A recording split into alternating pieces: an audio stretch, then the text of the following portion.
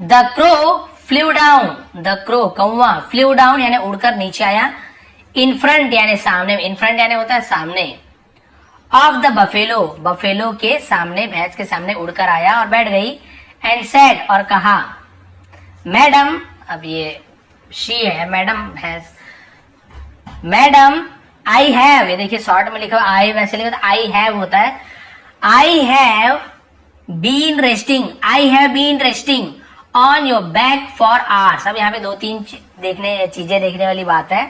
यहाँ पे शॉर्ट में लिखा हुआ है, एक्चुअल में आई के बाद ऐसे HAVE हैव, ठीक है।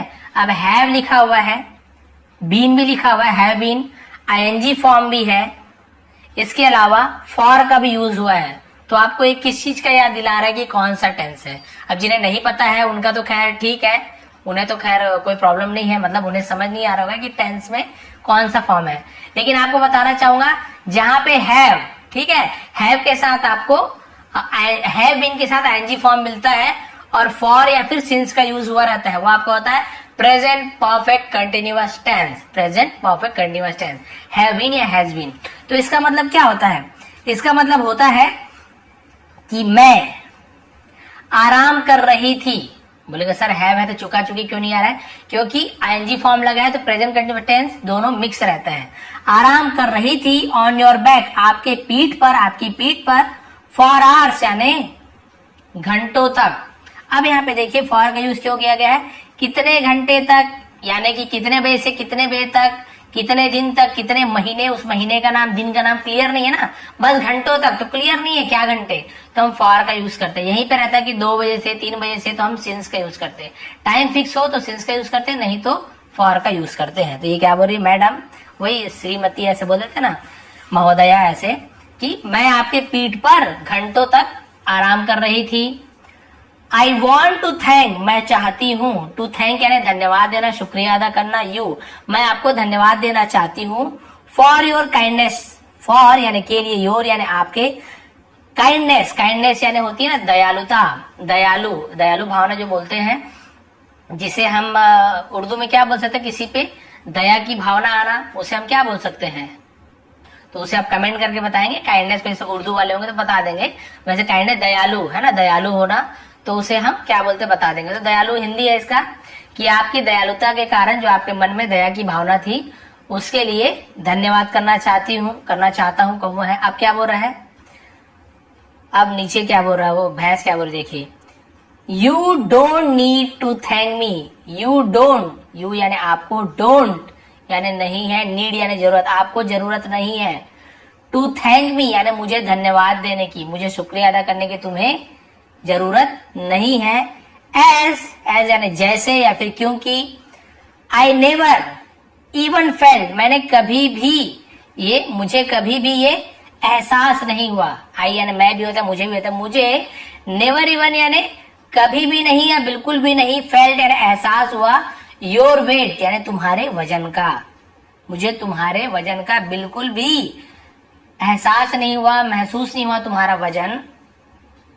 आई डोंट नो मैं नहीं जानती, वेन यू केम कब तुम आए, कब तुम आए, और या वेन यू गॉट ऑफ कब तुम, गॉट ऑफ यानी उतर गए, उसे हम गॉट ऑफ बोलते हैं, है ना। मुझे पता ही नहीं चला कि कब तुम आए, मेरे पीठ पर कब आया और कब उतर गया, मुझे पता ही नहीं चला, तुम्हारा वजन मुझे बिल्कुल भी पता ही नहीं चला, तो धन्यवाद मत दो।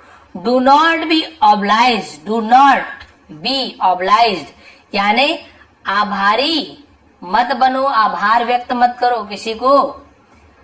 फॉर थिंग्स यानी चीजों के लिए, और या इवेंट्स या कुछ घटनाओं के लिए, इवेंट यानी तो कुछ घटना या कुछ बात, कुछ कारण, उसे हम इवेंट कहते हैं, वाकया जिसे कहते हैं। विच जो, do not matter much, do not matter, do not यानी नहीं करता है, मैटर यानी होता है मैटर मतलब क्या बोल सकते हैं, मायने, है ना, जो मायने नहीं, मच यानी ज्यादा। तो पूरा सेंटेंस का मतलब क्या हुआ, do not be oblige for thing और इवेंट यानी किसी भी चीज या किसी भी वाक्य के लिए आप आभारी मत हो, जिसका कोई खास मायने नहीं होता, जो ज्यादा मायने नहीं रखता। कई लोग जैसे अब ये बोल इतना बड़ा भैंस है, कौवा बैठा, उसको कुछ फर्क ही नहीं पड़ा, तो भाई भैंस ने तो कोई बहुत बड़ा काम किया नहीं है, वो चुपचाप बैठा था। लेकिन कौवा जबरदस्ती उसको बहुत ज्यादा धन्यवाद शुक्रिया बोला, आपका धन्यवाद बैठने दिया। ये बोला नहीं, मुझे तो पता ही नहीं चला, तुम कब आए, कब बैठे, कब उड़ गए, मुझे कुछ भी समझ नहीं आया।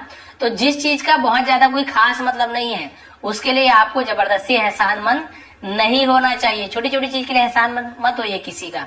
हाँ, धन्यवाद शुक्रिया बोलना अच्छी चीज है, लेकिन जहाँ पे जरूरी हो, हर बात में थोड़ी थोड़ी बात पे एहसान मानना भी बेकार है। ये भैंस ने इस कौवे से कहा। विथ दीज वर्ड यानी विथ यानी साथ में, दीज वर्ड यानी इन शब्दों के साथ, द बफेलो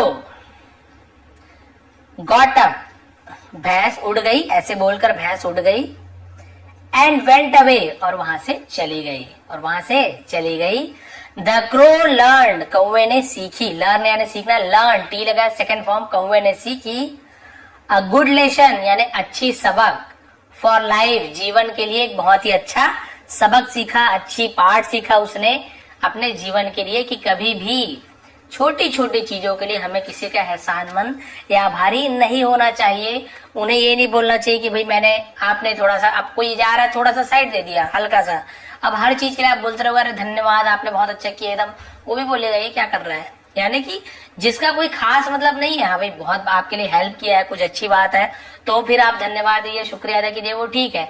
लेकिन बहुत छोटी छोटी बातें जो कोई खास मायने नहीं रखती, उसके लिए आपको किसी का आभार मानना, किसी का एहसान मानना वर्थलेस है, बेकार है, वर्थलेस ऑब्लिगेशन।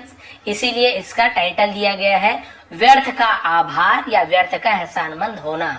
तो बताएंगे आज की स्टोरी आपको कैसे लगी, यदि थोड़ी भी पसंद आई हो, और आप लोग ये भी बताइए नीचे कमेंट करके कि आपका 2-4 लाइन सही था कि 2-4 लाइन गलत था, या पूरा ही गलत हो गया, या कुछ भी नहीं समझ आया था इससे पहले और अब समझ आया कि नहीं। जो भी आप कमेंट करना चाहते हैं नीचे कमेंट आप लोग जरूर कीजिएगा, और ये बताएंगे आप कि आपको आज की स्टोरी कैसे लगी। थोड़ी पसंद आई तो प्लीज लाइक करेंगे, शेयर करेंगे।